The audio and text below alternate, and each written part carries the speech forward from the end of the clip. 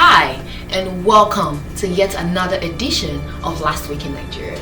Whether you're chilling in Lagos or rocking it in the diaspora, we all would agree that a lot has happened in our country this past week. From the rising inflations to the unforgettable surge of kidnappings. We're hoping to hear some good news back from the federal government on how to tackle these issues. But before we dive into today's headlines, let's take a pause and send love to and support to all those affected in the Ibadan explosion.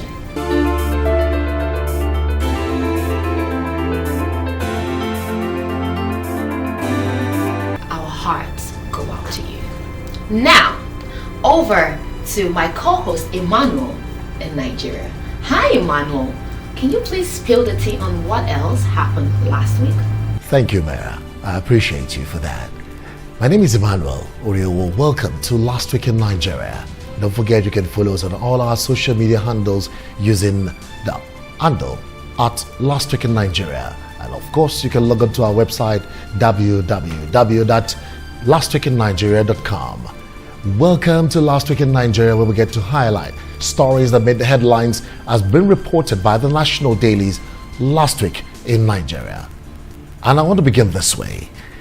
The Vanguard newspaper is my first port of call as we bring you this particular one. It says, Ohaneze youth praise Tinubu flay media trial over better edu. That was reported by the Vanguard newspaper. The Guardian newspaper brought this one. It says, 2027 polls, no consensus yet on candidate as PDP, LP, NNPP mergers talk thickens.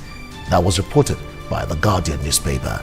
And we have this one from the Nation newspaper. It says 438 million naira contract.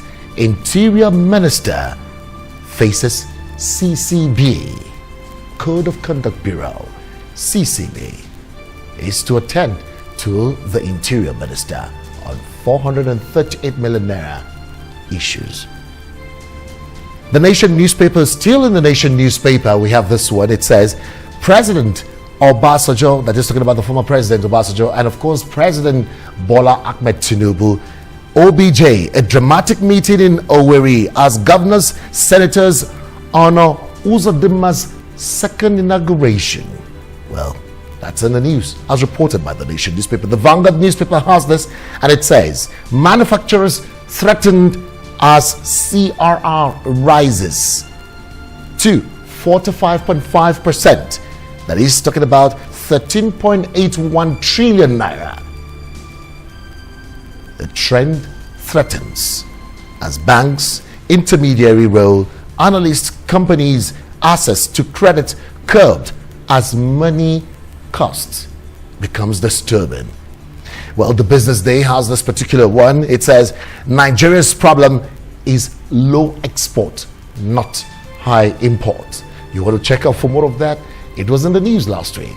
And don't forget, all of this you can find using our social media handle and of course the website at Last Week in Nigeria. More news for you. The Vanguard newspaper, NNPC should have privatized refineries before rehabilitation. Who is this statement credited to?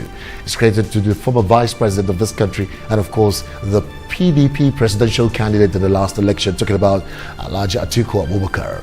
The Guardian newspaper has this one. US court to repatriate over 5 billion naira stolen money and assets. Our money is out there. You want to begin to wonder, why do we have our monies and assets out there? Well, it's in the news as reported by the Guardian newspaper. The Leadership newspaper has this one, and it says, kidnapping in FCT. That's about the news that we get to hear virtually on a daily basis. With a lot of writers now, we have this one says, concern as Patami. You know Patami? He was the former minister in charge of our data. Now he's now raising ransom for victims who have been kidnapped by kidnappers. And he's also saying that security agencies are not utilizing the NIN and the SIM information at their disposal. What do we ask now about all of this? Maybe the current Minister of Data, who is in charge of our affairs in our nation, because the rising level of kidnapping, especially on Abuja-Kaduna highway, is becoming worrisome. Explosion rocks section of Ibadan. Security men flood part of Bodija estate. Many injured. Rushed to UCH. Other hospitals. So many concerns came from that particular explosion that was experienced in Ibadan. The Punch newspaper reported that many feared dead as massive explosion rocks Ibadan. That's the way the Punch newspaper reports the particular story. The Guardian says governor calls for calm as casualties, damaged buildings trail Ibadan explosion. Some of the videos trending concerning this particular story are disturbing.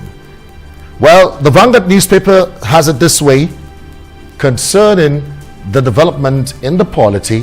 Tinubu, Wike rise against insecurity as they vow renewed action concerning kidnapping and all other security matters.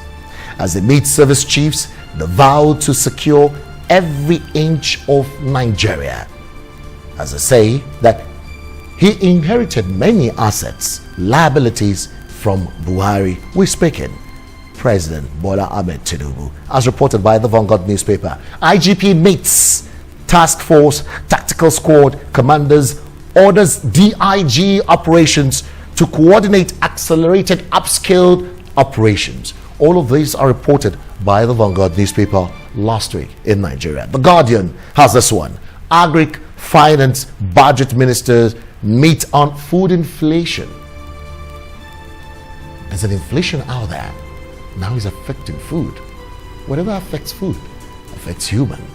We just pray we survive it. As reported by the Guardian newspaper. The Punch newspaper has this one. It says 7 major marketers gets approval to sell Dangote fuel. NNPC Retail, Total, MRS others make the list as they await commercial items coming from Dangote refinery. Ipman, Petron to meet Dangote refinery this week as they eye marketing deals. All of these are in the news and they all happened last week in Nigeria. The Punch newspaper has this one. Policemen not permitted to search citizen phones. We're speaking here. The Lagos Commissioner of Police.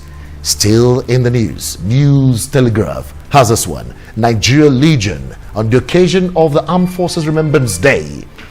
Nation need more soldiers to combat insecurity. And we also have this one from the Daily Independent. The Daily Independent is saying FUTA shuts down indefinitely over protest against fees hike. The school fees has been increased and the students went on rampage to protest. Thanks, Emmanuel.